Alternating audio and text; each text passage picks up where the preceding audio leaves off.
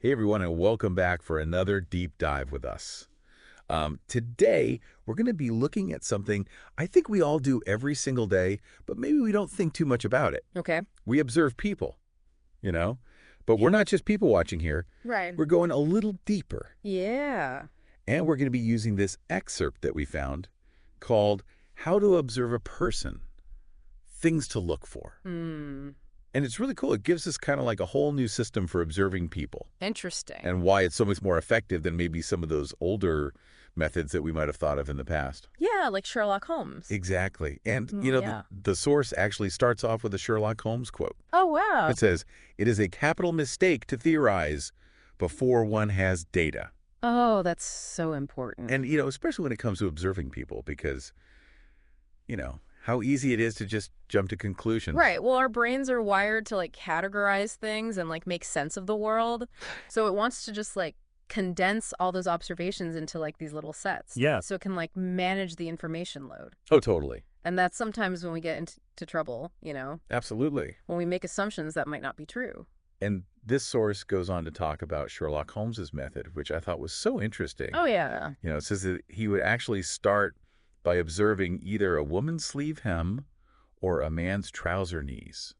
I mean, that makes a lot of sense in the context of like 19th century London, right? I mean, The kind of wear and tear on Yeah. those areas would actually tell you a lot about like their daily activities. right. Men were often kneeling for their work, Oh, interesting. and women, their hands were busy with all this like needlework. Oh, I see. So it was really a reflection of Yeah. the times. But, obviously times have changed a lot. Of course, so those traditional gender roles Yeah. really shifted. So, I mean, would that method really even be helpful today? I don't think so.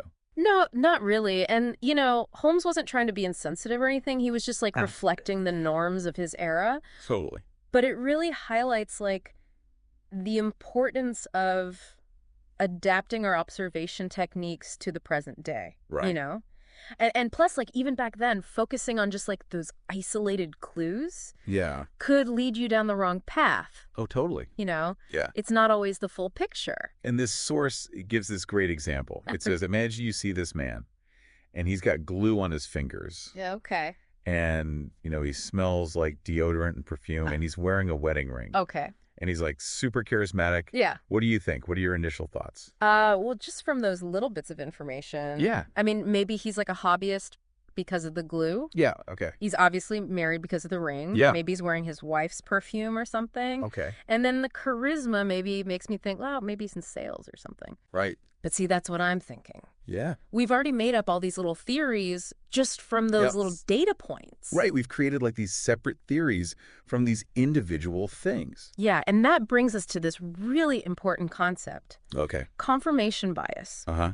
Can you talk a little bit about what that is? Sure. So confirmation bias is basically our tendency to look for information that confirms what we already believe Yeah. and to ignore evidence that contradicts it. So we're kind of just looking for the things that Yeah. already fit in with what we Like, take. like we're trying to prove ourselves right Oh, totally. instead of actually like being open Yeah. to like yeah. other possibilities. So like in this example, we might decide, oh yeah, he's a hobbyist. And then we're only going to focus on the clues that support that. Exactly. And we're going to totally miss. Yeah. And maybe he's actually like a chef or something. Right. And the glue's from something completely different.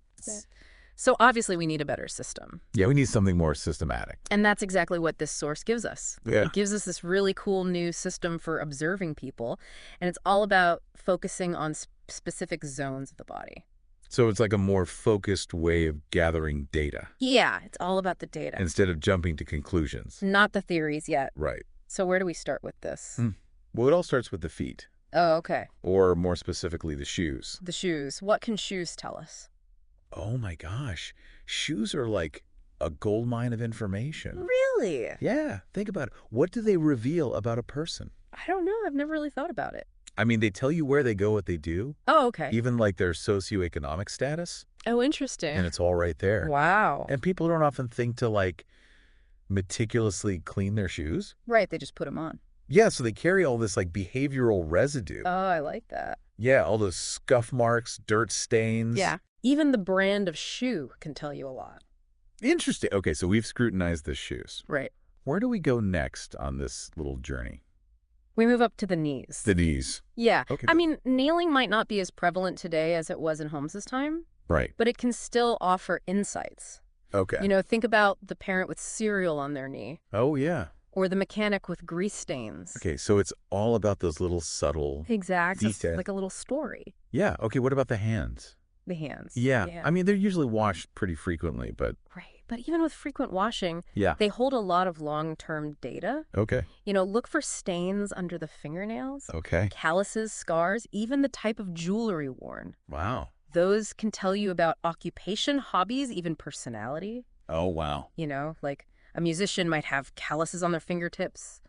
Oh, right. Someone who works with their hands might have like rougher skin. I see. Yeah. Fascinating. Okay, so... So the hands are full of information too. Yeah, so we got the lower body, we've got the hands. Where are we going next? Let's move on to the jacket. The jacket. Okay. Yeah, jackets, especially those made of like durable materials, Yeah. they're not washed as frequently, Right. which makes them an excellent source of information. Okay. So you want to start by looking at the cuffs and the elbows It's okay. for signs of wear and tear. Okay. Then you scan for any stains, wrinkles, even like a loose thread. Oh, wow. Remember, even the smallest details can be significant. This is getting really interesting. Yeah.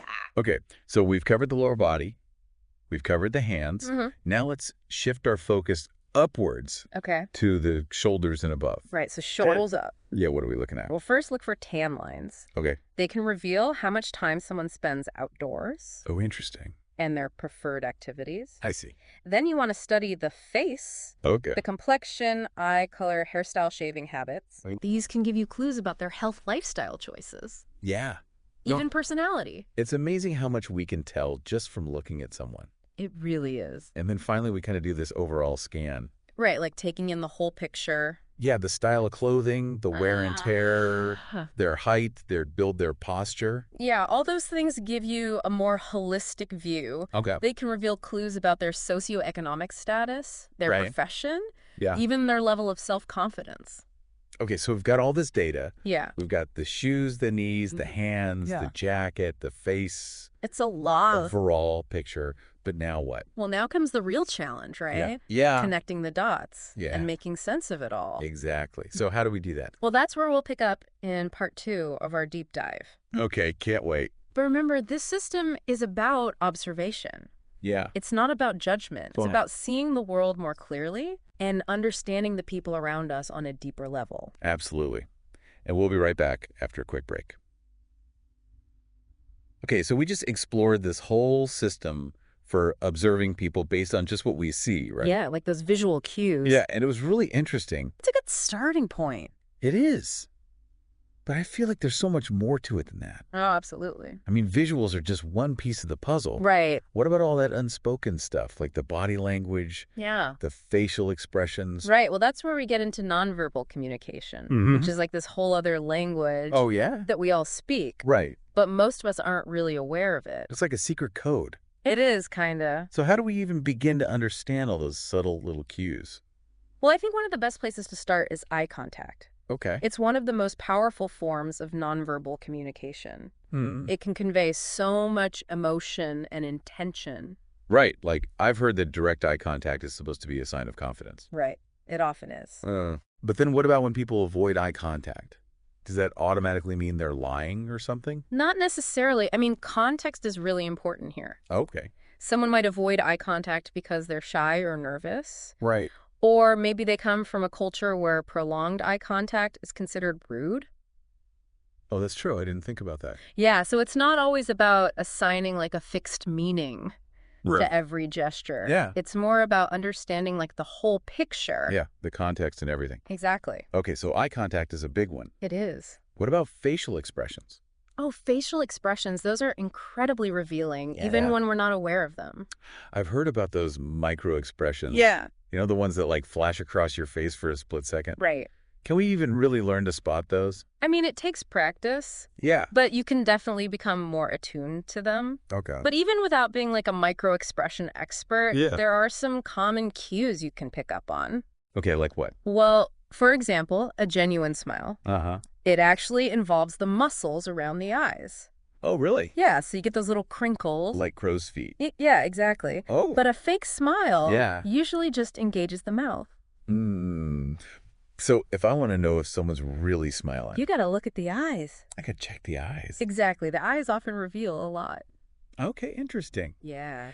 So we've talked about eyes, we've talked about faces. Huh. What about body language? I feel like there's a whole world of postures and gestures, and I don't even know where to begin. Yeah, it can be overwhelming. It can. Well, let's start with a classic. Okay. Crossed arms. Okay, what does that usually mean? Well, it's often seen as a defensive posture, Okay. maybe indicating resistance or discomfort. But couldn't it also just mean that someone's cold? Right, exactly. Or maybe they just like to stand that way? Yeah, you always have to consider the context. Like if Gotcha. someone's holding their arms really tightly across their chest, that's more likely a sign that they're feeling threatened or insecure. But a looser arm cross, especially if it's accompanied by a relaxed posture, Yeah. it might just mean they're comfortable. Right, or they just need a little personal space. Exactly. Okay, so even with something as simple as crossed arms, there are nuances. Always. Okay, what about hands? I feel like people do a lot with their hands. Yeah, definitely pay attention to how people use their hands. Okay. Like open palms. Yeah. They're often associated with openness and honesty, Okay. but clenched fists Uh-huh. can signal anger or frustration. Right. Okay, what about like all those little fidgety movements? Oh, yeah, like tapping feet, playing with hair, Yeah. fiddling with objects. Ah. Those can be signs of nervousness or boredom Okay. or impatience. So if someone's like drumming their fingers on the table, Yeah, they might be ready for the meeting to be over. gotcha. Okay, what about handshakes? Handshakes, yeah. A firm handshake Yeah. generally conveys confidence and assertiveness. So there's a lot to be said for a good handshake. There is. It's amazing all the things we communicate without even saying a word. I know, it's fascinating. I'm starting to feel like a detective over here. That's the fun part. It is. But there's one more aspect of nonverbal communication I want to mention. Okay. Proxemics. Proxemics. Yeah. What's that? It's the study of personal space. Oh, Like how well. close we stand to others, Yeah. whether we touch them, how we position ourselves in a group, I all those spatial cues. Uh-huh. They can communicate a lot. Right. Like, I know some people get really uncomfortable Yeah. if you stand too close to them. Yeah. And that can signal intimacy or aggression, Oh, wow. depending on the context, of course. So if someone's in my bubble, it's not always a bad thing. No, it could be a sign of closeness and familiarity, Okay. especially in certain cultures. Right. But it could also be a way of like asserting dominance Yeah. or making someone feel uncomfortable. So it really depends. It always depends on the situation and the people involved. This is making me think so much about my own body language now, too. I know, right? It makes you more self-aware. It does. I'm like constantly checking myself now. Yeah, it's a good thing though, It is. because nonverbal communication is a two-way street. Right. We're not just observing others. Right. We're being observed, too. Exactly. So being aware of your own body language Yeah. is just as important as understanding the cues of others. It's like this constant silent conversation happening It is. beneath the surface. Yeah, and the more we understand this language, Yeah. the better we can navigate our interactions, Right. build stronger connections. I love that. Okay, so we've covered so much. We have. Eye contact, facial expressions, body language, proxemics. It's a lot. It is, but I feel like there's always more to learn. Oh, absolutely. Nonverbal communication is a vast and fascinating field. It is, but Yeah. we've gathered all this information. Yeah. Now the question is, what do we do with it? Right. How do we actually apply it to our everyday lives? That's the big question. It is, and that's what we'll explore in the final part of our deep dive. So we've spent all this time learning how to really see people, like from their shoes Yeah. to their, little micro expressions. It's like we've developed this like superpower or something. Yeah, I kind of feel that way. But Yeah. now I'm kind of wondering, like, okay, we have this superpower. Huh. What do we do with it? Right. It's one thing to be able to, decode someone's crossed arms or whatever. Yeah. But how does that actually help us in real life? That's the key question, isn't it? Yeah. Like observation isn't just about gathering data. Right. It's about actually like applying that knowledge Yeah. to like enhance our understanding of people Yeah. and to build stronger connections. So it's less about like being a human lie detector. Right. And more about empathy and connection. Exactly. Oh. When we understand someone's nonverbal cues, we can respond to their needs more effectively. Like, imagine you're having a conversation with a friend, Yeah. and they seem really withdrawn. Okay. Maybe you notice they have, like, downcast eyes, slumped posture. Yeah. You might realize, oh, they're actually going through a tough time. Yeah. And that allows you to offer them support and understanding. That makes a lot of sense. Yeah. It's about being more sensitive to their emotional state. Right, even when they're not explicitly saying, hey, I'm having a bad day. Exactly. Yeah. And I feel like this could be really helpful professionally, too. Oh, absolutely. Like, think about a job interview. If you can kind of pick up on the interviewer's body language. Right. Maybe you sense their level of interest. Yeah. Or maybe you realize, okay, they're ready to move on to the next question. Exactly. Like having this secret decoder ring for human behavior. Yeah, it's pretty cool. It is. But it also makes me think about the ethical side of things. Yeah, for sure. Like, we have to be careful not to manipulate people or use this knowledge for our own personal gain. You're absolutely right. Observation is a powerful tool. Yeah. And like any tool, it can be misused. Yeah. It's really important to approach this with respect and responsibility. Okay. Our goal should be to like foster understanding and build genuine connections. Right. Not to exploit or manipulate others. So it's about using this knowledge ethically and with empathy. Exactly. It's not just about what we see. It's about how we interpret it and how we respond. It's about seeing the whole person, appreciating their complexities, and approaching them with curiosity and compassion. Yeah. It's about understanding the why behind the what. This has been such a fascinating deep dive. It has. We've gone from like basic observations to the nuances of nonverbal communication and even like the ethical implications of it all. It's a lot to think about. It is. But the best part is that it's a skill that anyone can develop. Exactly. The more we practice, the better we get at it. It's like a muscle. It is. So to all our listeners out there, keep those observation muscles flexed. Yeah, pay attention. Pay attention to the world around you. To those little details. Yeah, notice those subtle cues and use that knowledge to connect with people. On a deeper level. Yeah, this has been amazing. It has been fun. It has. Thank you so much for joining us for this deep dive. Of course. Into the art of observation. And until next time, keep those minds sharp.